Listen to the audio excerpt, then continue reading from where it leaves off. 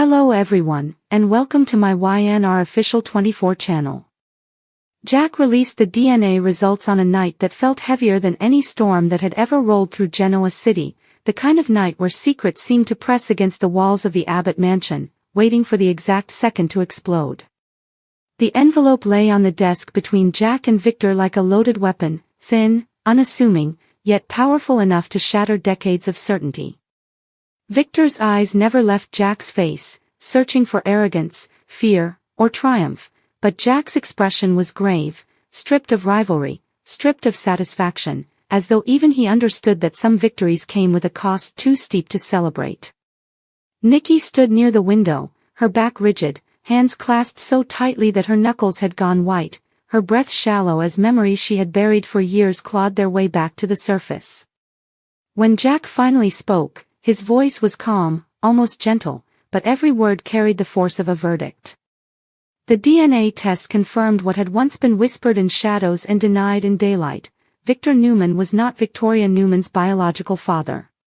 Time seemed to stop. Victor didn't move, didn't blink, didn't breathe, as if the air itself had been stolen from his lungs. The room, filled with portraits of legacy and power, suddenly felt hollow, stripped of meaning. Nikki turned slowly, her eyes glistening, and in that single motion decades of deception began to unravel. Victor's first reaction was silence, a dangerous, suffocating silence that Jack knew all too well. It was the silence that preceded fury, the kind that could scorch everything in its path. Victor's jaw tightened, his hands curling into fists, veins standing out as if his body itself were rebelling against the truth. He demanded another test, another lab, another explanation, anything that could punch a hole through the nightmare unfolding in front of him. Jack, steady and unflinching, explained that the results had been verified twice, independently, with no margin for error. This wasn't revenge. This wasn't a trick. This was fact.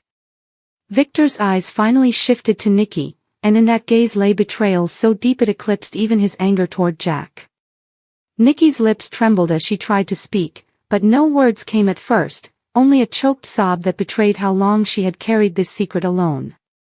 When she finally found her voice, it was barely above a whisper, yet it echoed louder than any shout. She admitted that she had always known.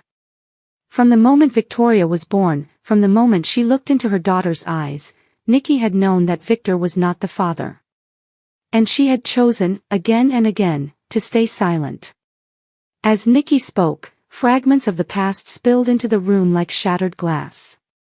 She spoke of a time when her life had been chaos, when love and fear and loneliness had blurred together, when she had made a mistake she believed she could bury. She spoke of the man she had been with during a brief separation from Victor, a man whose name she had forced herself to forget because remembering him meant confronting the truth. When she discovered she was pregnant, Victor had returned, full of promises and passion, and Nikki, terrified of losing him, terrified of raising a child alone, had convinced herself that silence was mercy. Victor had wanted a family, an heir, a future built on certainty, and Nikki had given him exactly what he wanted, even if it was built on a lie. She told herself it didn't matter because Victor loved Victoria, because he raised her, protected her, shaped her into the woman she became. She told herself biology was insignificant compared to love. But standing there now, facing the devastation in Victor's eyes, Nikki finally admitted what she had never allowed herself to say out loud: the lie mattered, and it had poisoned everything. Victor exploded then, his voice roaring through the room, demanding to know how Nikki could have betrayed him in the most fundamental way possible. He accused her of stealing his choice, of manipulating his life, of using his love as a shield to hide her shame.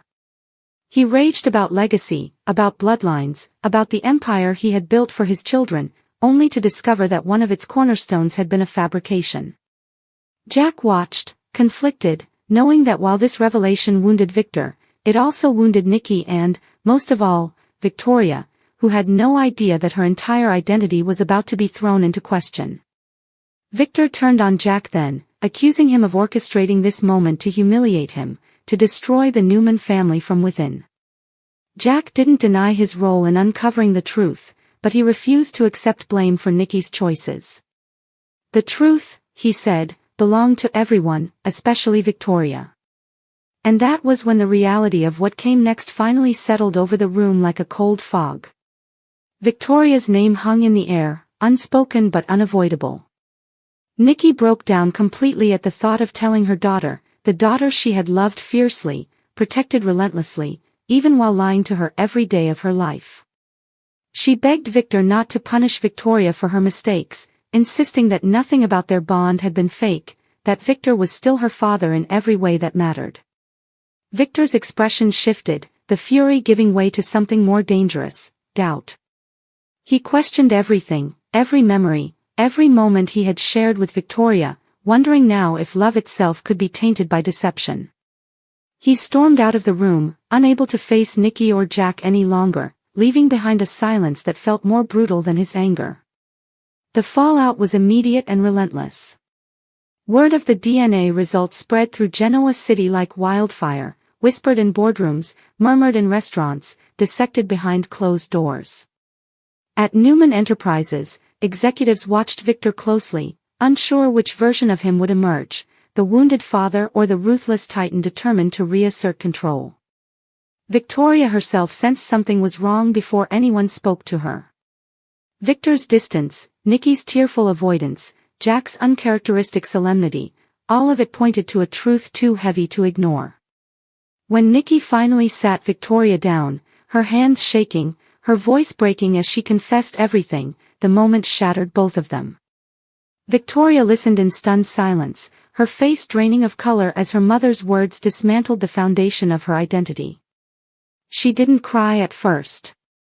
She didn't scream. She simply asked one question, over and over again, who am I?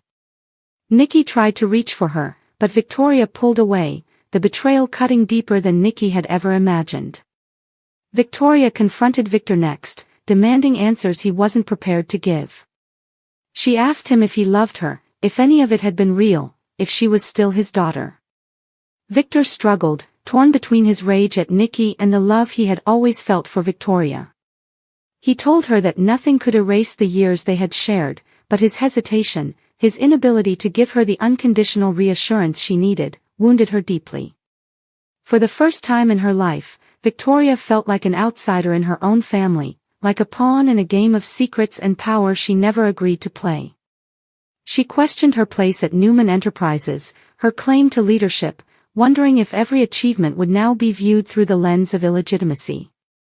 Victor tried to assert that blood didn't define leadership, but his words rang hollow, undermined by the very obsession with legacy that had fueled his anger. Jack, meanwhile, found himself caught in the crossfire of emotions he hadn't fully anticipated. He had wanted the truth out, yes, but he hadn't wanted to destroy lives in the process. Nikki confronted him, accusing him of cruelty, of choosing the most devastating way to reveal the secret. Jack defended himself, insisting that secrets like this couldn't stay buried forever, that Victor's empire was built on lies and control, and that sooner or later, the truth would have surfaced. Yet alone in his office, Jack grappled with guilt, replaying Victoria's shattered expression in his mind, wondering if there had been another way. Phyllis urged him not to second-guess himself, reminding him that Nikki had made her choices long ago, but even Phyllis couldn't deny the ripple effects of Jack's actions. As days passed, the Newman family splintered further. Victor and Nikki barely spoke, their marriage reduced to icy exchanges filled with resentment and regret. Nikki sought comfort in sobriety meetings and long walks through memories she wished she could rewrite. Victor threw himself into work, using business as a distraction from the pain he refused to acknowledge. Victoria distanced herself from both of them, seeking answers about her biological father, a man she had never known yet suddenly felt compelled to understand. The search unearthed more secrets, more lies, each one reinforcing the devastating truth that her life had been shaped by decisions made without her consent. In the end, the DNA results did more than expose a single lie, they dismantled the illusion of control that Victor Newman had clung to his entire life. Love, loyalty, and legacy were no longer concepts he could command or manipulate. Nikki faced the consequences of a secret she had hidden in fear, learning that protection through deception was no protection at all. Victoria stood at the center of the storm, forced to redefine herself not by blood, but by choice, by the strength she found in the aftermath of betrayal. And Jack, having pulled the pin on a truth long buried, understood that some revelations change everything, leaving behind scars that never fully fade. Genoa City would never be the same again, because once the truth was released, there was no way to put it back, no matter how desperately anyone wished they could. The revelation did not end with tears and slammed doors, it seeped into every corner of Genoa City, lingering like a slow poison that refused to dissipate. In the days that followed, Victor Newman became a man divided against himself, caught between the ironclad beliefs that had defined him for decades and the fragile, aching reality now staring back at him from every reflective surface.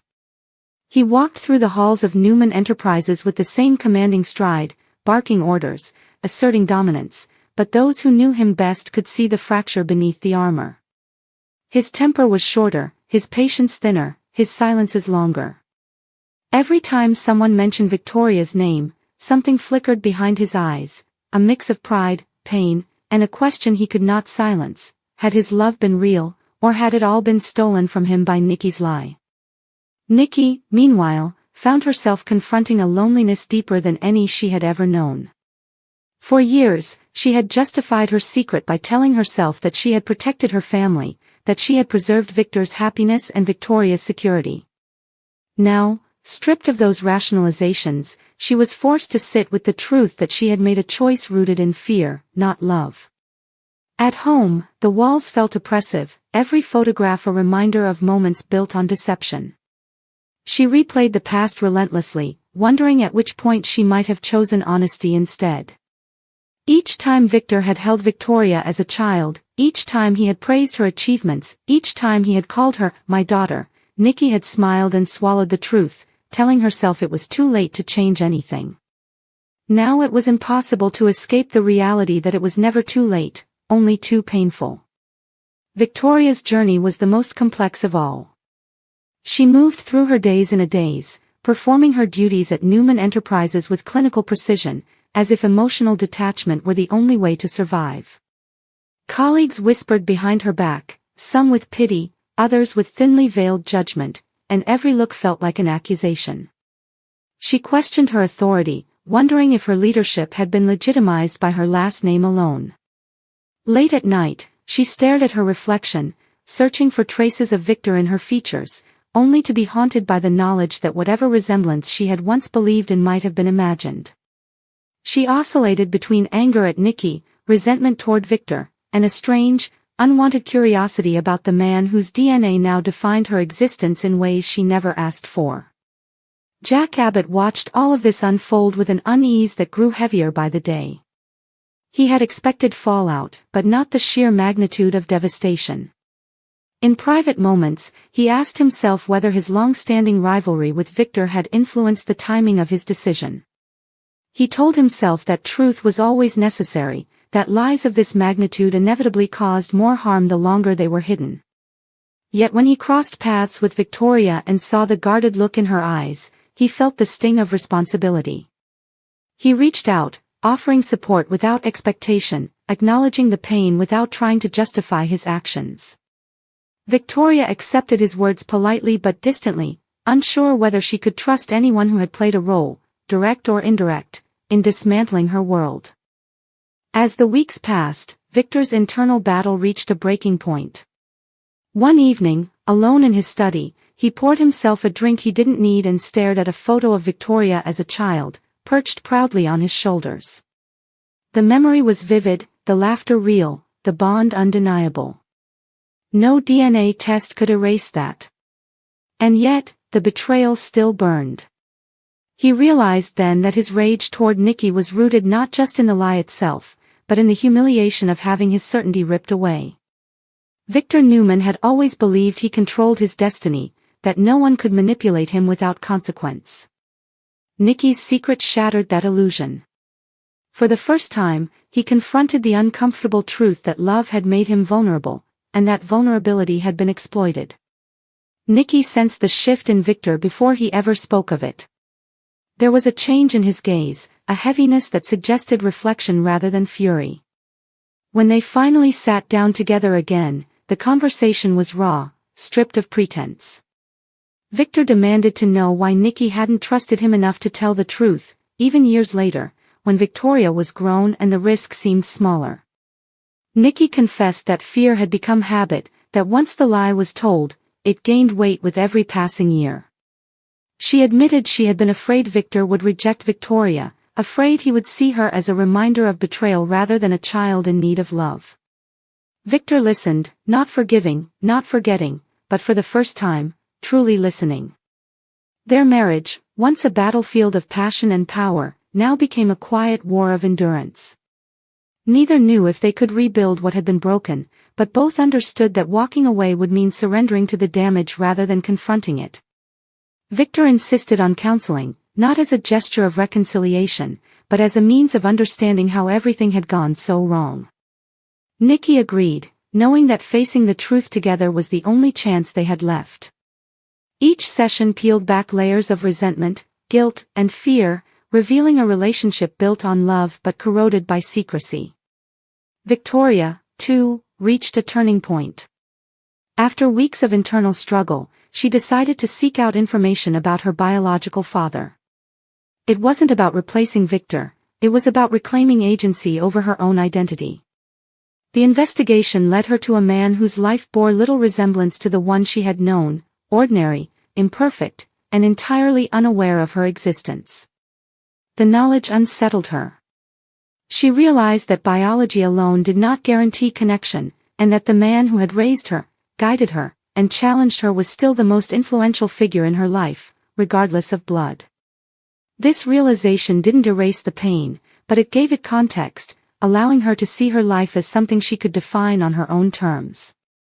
When Victoria finally confronted Victor again, the conversation was different from their first explosive encounter. She told him she wasn't asking for validation or reassurance anymore. She told him she needed honesty, respect, and a relationship built on choice rather than obligation. Victor, humbled in a way he had never been before, admitted his failures, not just as a husband, but as a father who had allowed pride to overshadow empathy. He told her that blood or not, she was his daughter because he chose her every day of her life. This time, there was no hesitation. The words didn't erase the hurt, but they planted the seeds of healing. The impact of the revelation continued to ripple outward. At Newman Enterprises, board members questioned the optics of the scandal, worried about public perception and shareholder confidence. Victor responded with ruthless efficiency, reaffirming Victoria's position through decisive action rather than rhetoric. He made it clear that her authority was non-negotiable, a statement as much for himself as for the world. Jack, observing from a distance, recognized the irony. The truth he had unleashed had weakened Victor emotionally, yet forced him to evolve in ways no rival ever could. In quieter moments, Nikki found solace in repairing her relationship with Victoria, though the path was slow and uncertain. Trust, once broken, did not return easily. Nikki learned to listen rather than explain, to accept her daughter's anger without defensiveness. She understood now that love did not mean shielding someone from pain at all costs. It meant respecting their right to the truth, no matter how devastating. Ultimately, the DNA results became more than a scandal, they became a reckoning. They exposed the fragile foundations beneath power, legacy, and identity, forcing everyone involved to confront uncomfortable truths about themselves. Victor learned that control was an illusion, that love demanded vulnerability. Nikki learned that fear-driven choices carried consequences that could echo for generations. Victoria learned that she was more than her lineage, stronger than the lies that shaped her past. And Jack learned that truth, once released, could never be guided, only endured. Genoa City moved forward, as it always did, but nothing was quite the same. The revelation had altered relationships, redrawn loyalties, and rewritten histories. Yet within the wreckage, something unexpected began to form, a chance for authenticity, for relationships grounded not in secrecy or obligation, but in choice. The scars remained, visible reminders of what had been lost, but they also marked survival. In the end, the truth did not destroy them, it changed them, forcing each of them to face who they were when stripped of lies, and to decide who they would become next.